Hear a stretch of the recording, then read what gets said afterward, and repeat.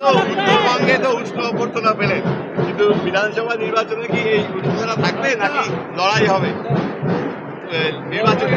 রাজনীতিতে তো লড়াই হয়, কিন্তু এই নির্বাচনের লড়াই মানুষের লড়াই। উত্তরবঙ্গের মানুষ আগেই তৃণমূলকে বিদায় দিয়েছে, এবার দক্ষিণবঙ্গ আর উত্তরবঙ্গ মিলে তৃণমূলের বিসর্জন দিয়েছে। কতগুলো আসন টার্গেট? উত্তরবঙ্গের তৃণমূল খাতা খুলতে পারবে না। এসব নিয়ে আমি কোনো কথা বলছি না।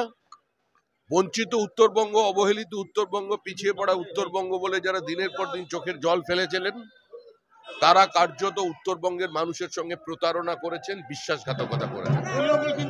রাজ্যে যে উত্তর কন্যা তৈরি হয়েছে, তাতে যে বাজেটারি অ্যালোকেশন জল গরম করা হয় না, সেখান থেকেও ফান্ড অন্য জায়গায় সাইফন অফ করে নিয়ে আসছে।